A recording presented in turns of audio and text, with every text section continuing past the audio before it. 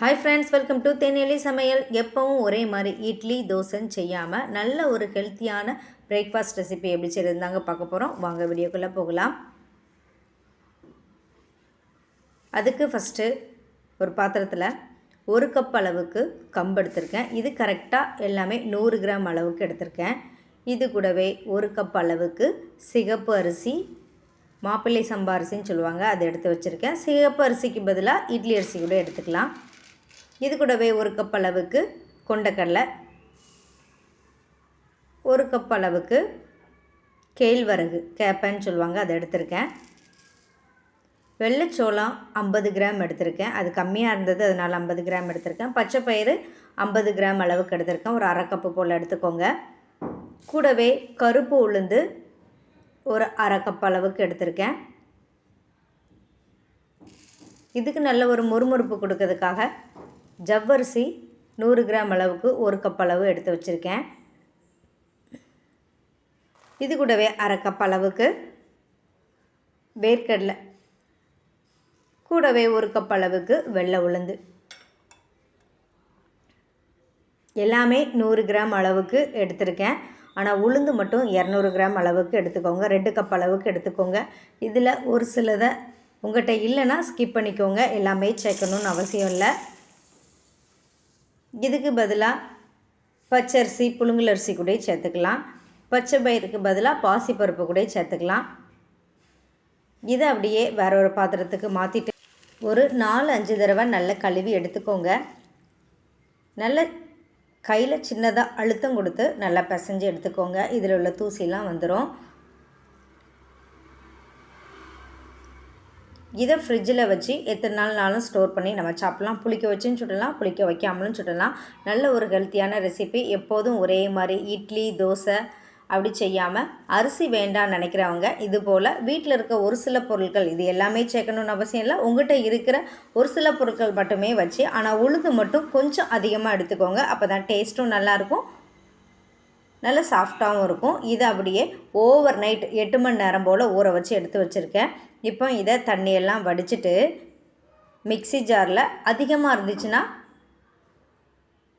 கிரைண்டரில் கூட போட்டு எடுத்துக்கலாம். இதில் கொண்டக்கடலை வேர்க்கடலை இருக்குது கொஞ்சம் அரைபடாது, அதை எடுத்து மிக்சியில் நல்லா அடிச்சுட்டு அதுக்கப்புறம் சேர்த்துக்கோங்க. இல்லை கிரைண்டரில் அரைக்கதாக இருந்தாலும் அரைச்சி எடுத்துக்கோங்க. இப்போ இதை மிக்ஸி ஜாரில் மாற்றிட்டு இது கூடவே 1 டேபிள் ஸ்பூன் அளவுக்கு பெருஞ்சீரகம், சோம்பு, கூடவே 1 டேபிள் ஸ்பூன் அளவுக்கு சீரகம், இது கூடவே கொஞ்சம் இஞ்சி, இது கூட காஞ்ச மிளகாய், நீங்கள் விருப்பப்பட்டீங்கன்னா காஞ்ச மிளகாய் இல்லைனா பச்சை மிளகாய் எதுனாலும் சேர்த்து கொஞ்சம் கொஞ்சமாக தண்ணி ஊற்றி நல்ல பேஸ்ட்டாக அரைச்சி எடுத்துக்கோங்க. கொஞ்சம் கொரகொரப்பாக இருந்தால் பரவாயில்ல. இது தோசை தான் சுட முடியும். இட்லி அவிச்சா இது குள்ளு குள்ளுன்னு வரும்.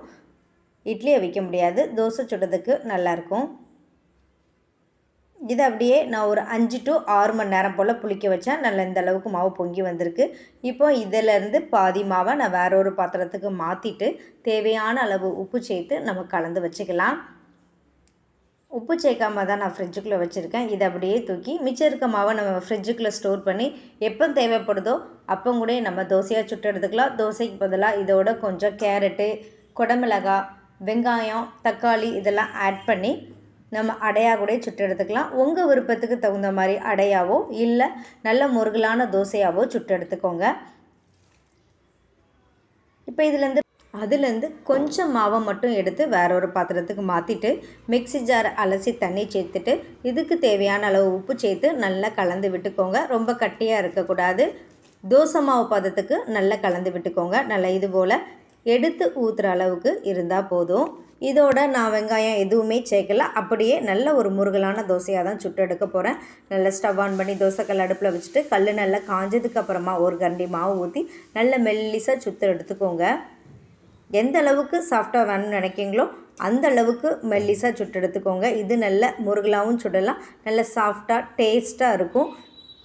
பிள்ளைங்களுக்கு இது போல் செஞ்சு கொடுக்கும்போது அவங்க நல்ல விரும்பி சாப்பிடுவாங்க.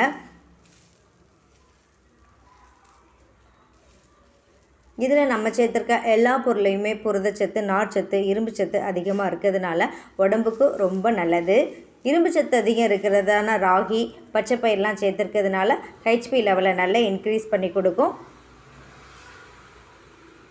நல்ல ஹை ரிச் ப்ரோட்டீன் ரெசிபி தான். இதை குழந்தைகளுக்கு வாரத்தில் 2-3 நாள் கொடுக்கும்போது உடம்புக்கு ரொம்ப நல்லது. இதுக்கு பெஸ்ட்டாக சைடிஷ்ஷாக தக்காளி உளுந்து சட்னி தான் செஞ்சுருக்கேன். இதுக்கு இந்த தக்காளி உளுந்து சட்னி அவ்வளோ ஒரு டேஸ்ட்டாக இருக்கும். நீங்களும் இது போல் ட்ரை பண்ணி பாருங்கள். நல்லா எந்த அளவுக்கு ப்ரௌன் கலரில் நல்லா சூப்பராக இருக்கும் பார்க்கறதுக்கே. நீங்களும் இது போல் ட்ரை பண்ணி பார்த்துட்டு எப்படி இருந்துச்சுன்னு கமெண்ட் பண்ணுங்கள். இந்த வீடியோ உங்களுக்கு யூஸ்ஃபுல்லாக இருந்துச்சுன்னா என்னுடைய சேனலை லைக் பண்ணுங்கள், ஷேர் பண்ணுங்கள், சப்ஸ்கிரைப் பண்ணுங்கள். அப்படியே பக்கத்தில் உள்ள பெல் பட்டனையும் கிளிக் பண்ணிக்கோங்க. Thank you friends.